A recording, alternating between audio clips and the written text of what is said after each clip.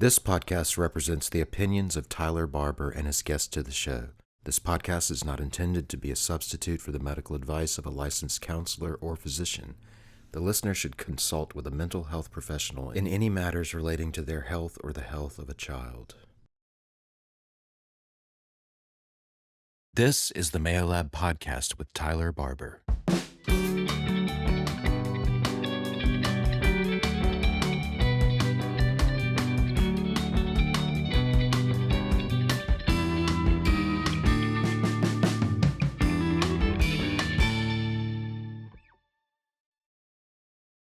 Welcome back, guys, to another episode of the Mayo Lab Podcast. We're here today with Hannah Watts. Hannah, how are you doing today? I'm doing great. So close to graduation, so a little scary, but I'm super excited. That's awesome. Yeah, I remember when I was about to graduate, too. It was a little scary. I know, like the whole future's ahead of me, but I'm savoring my last few moments here in Oxford for sure. That's good. So tell me a little bit about yourself.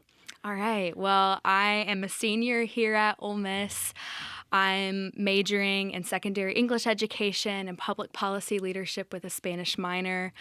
I am involved in the student government at Ole Miss. This year I'm serving as student body president. And I consider myself to be from the small town of Columbia, Mississippi, all the way in South Mississippi. I've lived there. It's the longest that I think I've lived anywhere, so I like to claim it that I'm a Mississippian, and it feels great to be able to claim a place for sure. And I am the oldest of 3 siblings. Wow. I have 2 dogs. And I'm trying to think. I don't know. I have a passion for learning languages, so that's why I have my Spanish minor. That's cool.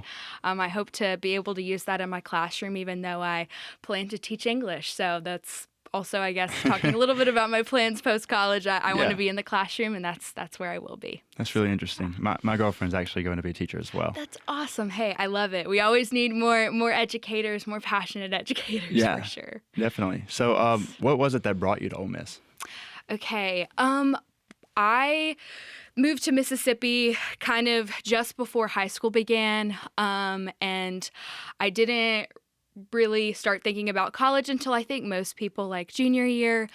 And when I moved to Mississippi, I first kind of got here, I didn't have plans to kind of stay here. Like my family, it was kind of just a transitionary period. We were not going to stay here, but here we are about, I don't know, almost 8 years later, we're still here. And so that kind of really started setting in for me the summer between my junior and senior year. Mm-hmm. And I attended I guess it's called the Trent Lott Leadership Summer Program for Rising Seniors. Yeah. And it was really just because I was interested in policy. And so I got to meet a lot of really cool mentors who were students here. And I really looked up to them. And they poured into me as mentors. I had some afterward, they asked if they could read my essays that I was submitting for scholarships. And one of those scholarships is the Mississippi Excellence in Teaching program that I'm a part of, which is also the reason I'm here, because it definitely supports me financially and allows me to pursue this education and be involved and not have to work all the time. So Trent Lott Leadership, that program, it put Ole Miss on my radar. And knowing that I could do education and public policy as 2 degrees together, really it kind of sealed the deal, especially with them being able to cover all my financial worries. Ole Miss was really just the perfect school for that, and I just couldn't look anywhere else after that. I did apply to other places, but Ole Miss for sure was at the top for that. Gotcha. Yeah, I mean, honestly, for the majority of people, finance seems to be the problem a lot with college, so it's nice to have that covered for you. Absolutely. I got a question for you. What kind of piqued your interest towards wanting to be in the classroom? Where did that start? I think I definitely come from a family of educators. So my mom, she teaches now at the high school I graduated from. She's a Spanish teacher there. And I just kind of grew up watching her teach. There were a few years that I was homeschooled, and so she taught me then. And before moving to Mississippi, my family lived in Turkey. And while we were living there, my mom got involved with working with some children of Syrian refugees there, teaching them Turkish, because at the time while we were living over there, they were not allowed to attend the Turkish public schools. Gotcha. Because they couldn't speak Turkish. And when we had moved over there, I did not speak any Turkish, and I was easily able to be placed in a Turkish public school. And that kind of going with my mom every time that she would go over and work with those children really put into perspective how valuable education is and how important it is that every child has access to good quality education. Yeah. And so that I think was a once in a lifetime experience for me to be able to see that. And then moving to Mississippi and being able to have public education in the U.S., it was valuable for me. And even just to also see the differences kind of in education between areas in Mississippi was also a wake-up call for myself. I was in a city public school, and my mom's public school, which was about a mile away, which is where she taught when we first moved here, didn't have the same resources that my school had. And so just seeing all of that really just gave me a lot of passion to be in the classroom, because I know that it's where I feel that I can make a difference and impact my students for sure. That is awesome. That is amazing. And I'm assuming that time in Turkey also kind of went towards your interest in language as well. Absolutely. Yeah. Absolutely. I wish I say I speak Turkish now. I'm not fluent in Turkish anymore, but being in their public school system, I was at one point, but really cool opportunity to learn another language. Yeah, definitely. And I kind of wanted to have you on today because we had talked previously about your living situation growing up. Yeah. Could you elaborate a little bit Yes. on I guess how often it was that you moved Yeah. and that kind of stuff?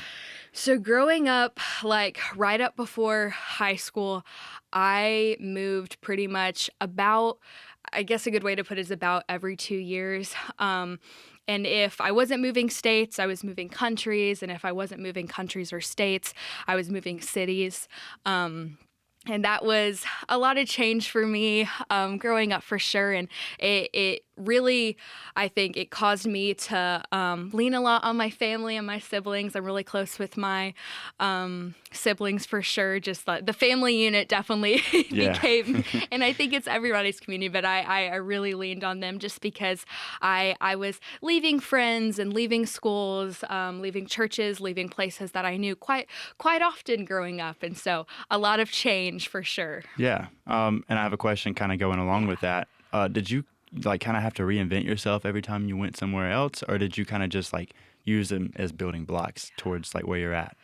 I think when I was younger, I really don't remember. So not as much, but definitely I think when I was older, I think like the communities that you are getting to learn about, really they became different parts of my identity and different parts of why I am who I am today.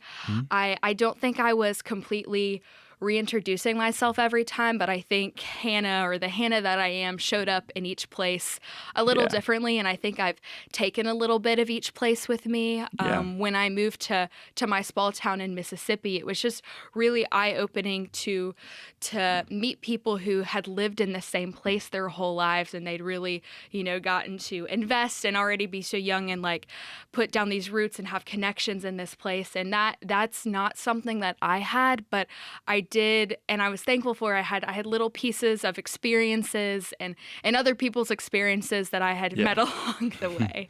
Cool. So, yeah. And I got another question for you. What strategies, I guess would be the word for it, but what did you do whenever you got to a new place? How did you kind of get involved whenever you got there?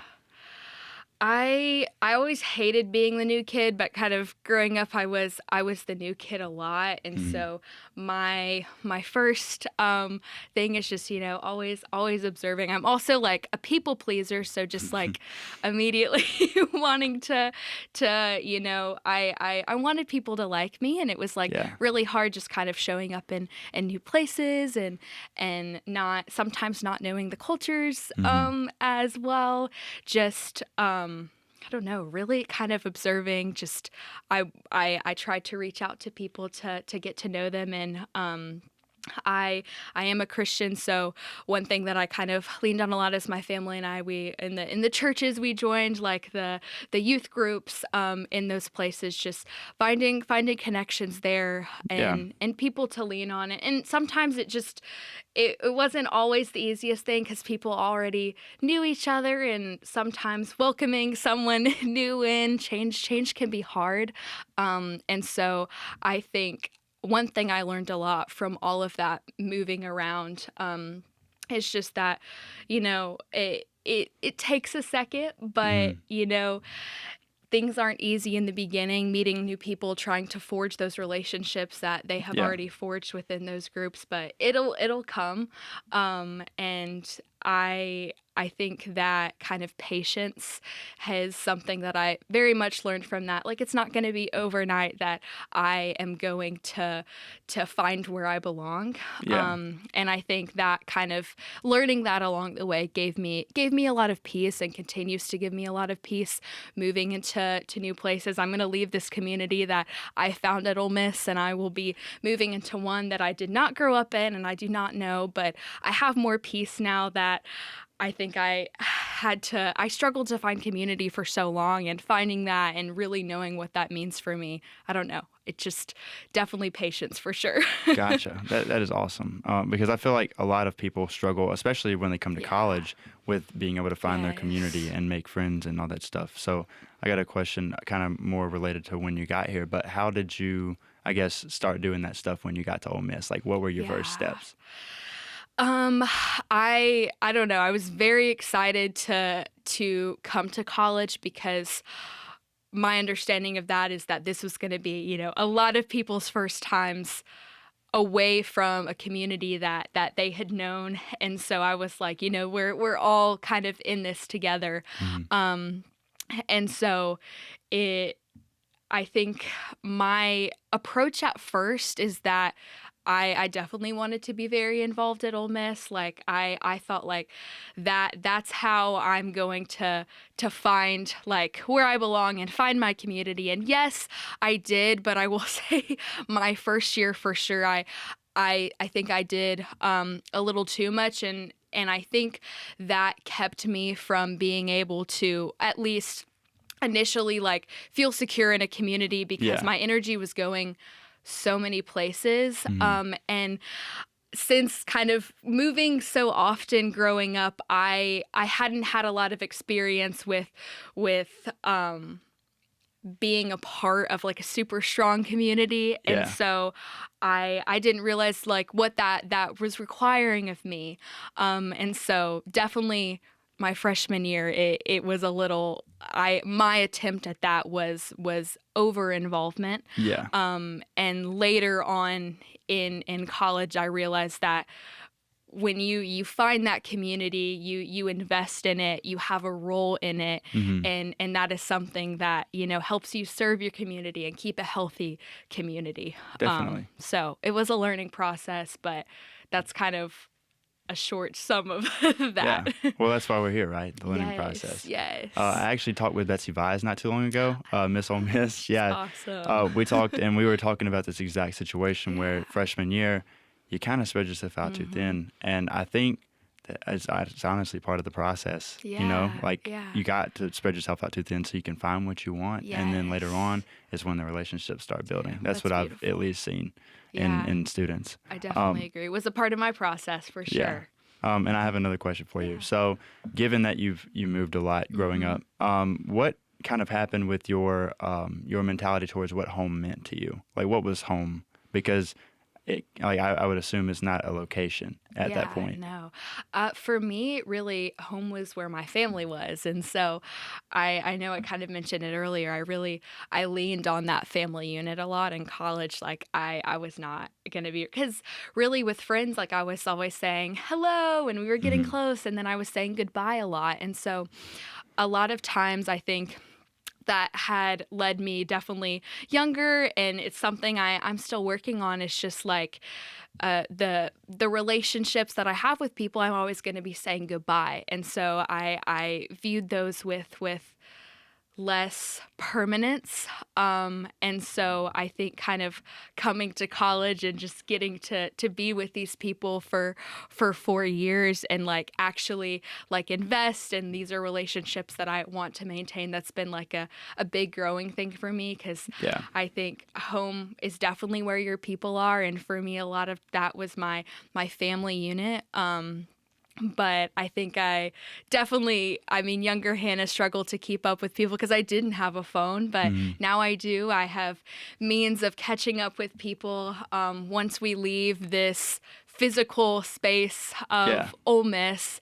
And I think I can carry a little bit of my home that I've had at Ole Miss with me till after college. I think home, it will look different, but home, I think, very much is where you find that community. And it's given me such a peace at this point in my college career to say that I found that here, because it took a while for me just having to leave all the time to find a community that I felt secure in, and I felt like I had a place and I was contributing, because that's not something I had always had the opportunity to do like at this level when I was moving places all the time. And so, I mean, I'm thankful I had a close family for sure to be able to have that home with while all that change was happening growing up. Definitely. And you actually answered one of my questions in that as well, because I was going to ask you how social media may have played a role in staying in contact with people that you've met before. Yes, and I will say I still am not the best at keeping up with people,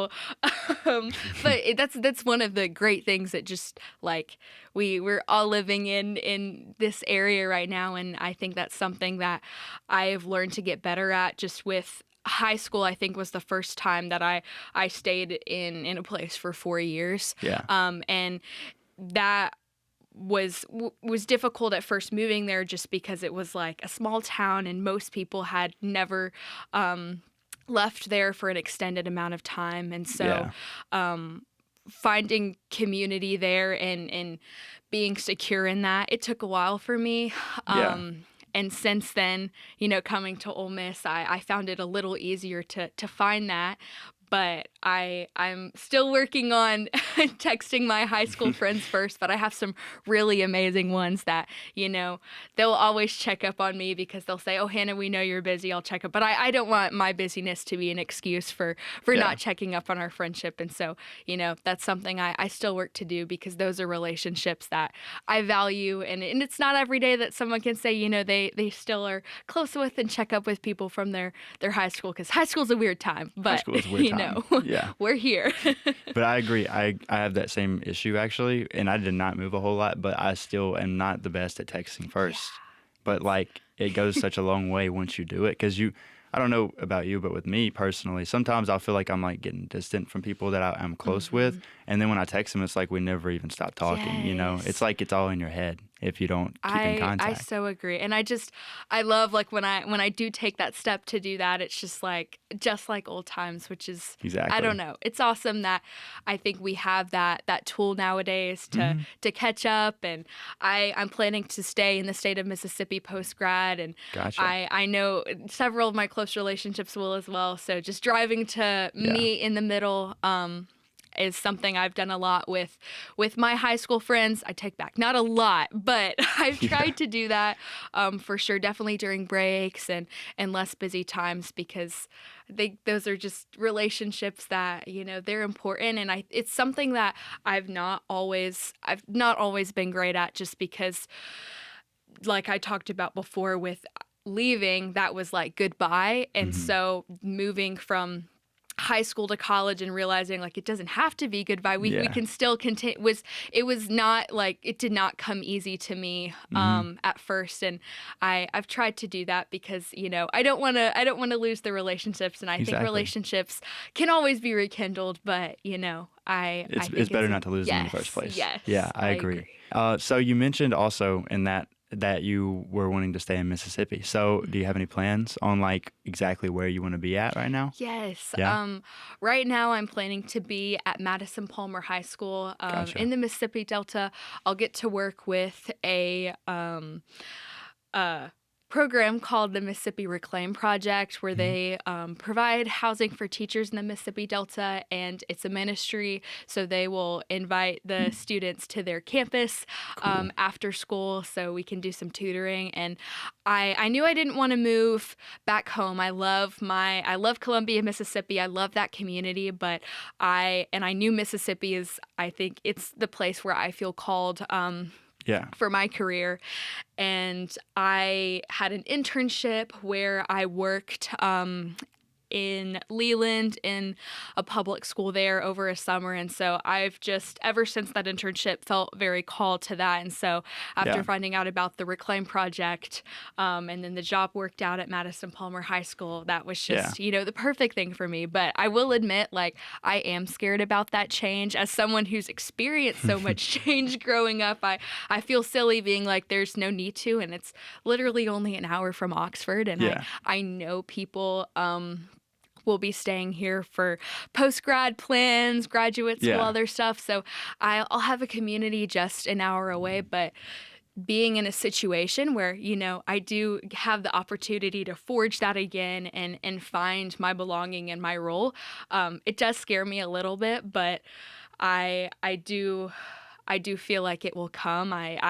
It's hard, but I know that it's a process that I've gone through so many times in my life, and it makes me happy that I feel sad about leaving the physicalness of this community at Ole Miss, because I know I found a great place, but I also know that is something that I will find, because I think you need to find a community, invest in a community to be a healthy human. And so it's gonna be difficult, but I will find my place, and I'm excited to know that it is in a classroom. And so we'll see. That's super cool. And also, we need people in the Delta. I didn't realize exactly how limited resources were down there until, like I said, my girlfriend's a teacher as well, and she's gone down to the Delta like a decent amount. I think that maybe something that, is it the School of Education that kind of like, do they send you guys down there, or like, how does that work?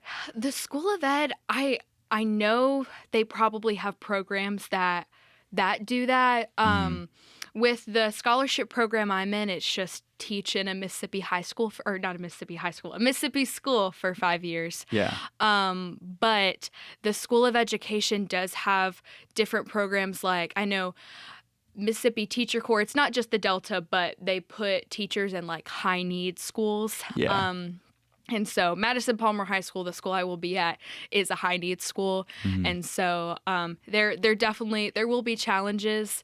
And I feel that, I've been able to learn a lot through my experiences that the School of Education has given me. And I know I'm going to learn so much more during my first actual year of teaching. I am afraid that I will learn more from my students my first year than they will learn from me. But I do think that is pretty typical for a first year teacher, because I don't know, it's all hands on. So definitely. We'll see. But like I was saying though, I didn't realize, I guess, how much help that the Delta needed. And I grew up like 2 hours away. I'm from Tupelo. Okay. And it was insane when my girlfriend would come home talking about like how much she wanted to help the Delta as well. And it's just so nice that we have people that are going to do that, And it's also nice to have teachers in general, because I couldn't deal with 30 kids personally. It's a lot. Any age at all, to be honest with you. But that is awesome. And I have one more question for you before we wrap up, but I wanted to know, what would you tell, if you had to give advice to somebody, what would you give them, or what advice would you give somebody that is maybe having a hard time finding their place somewhere?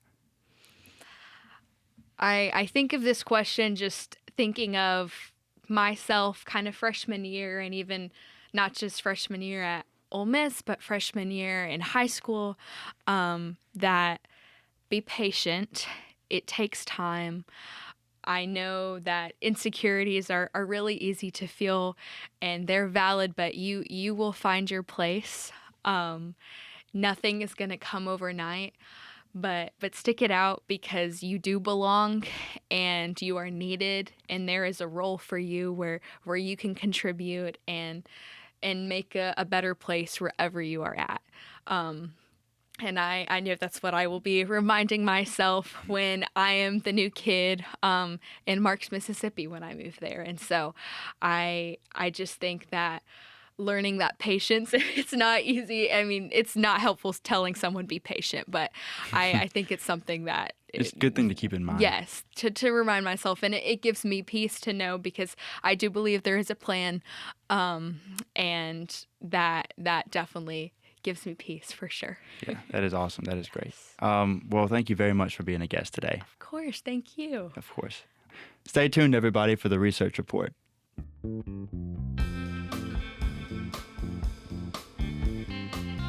Thank you so much for listening to the Mayo Lab podcast. We appreciate you spending time with us and being a part of the conversation. I'm Tyler Barber, and if you enjoyed today's episode, don't forget to subscribe and share with a friend. Until next time, keep the conversation going.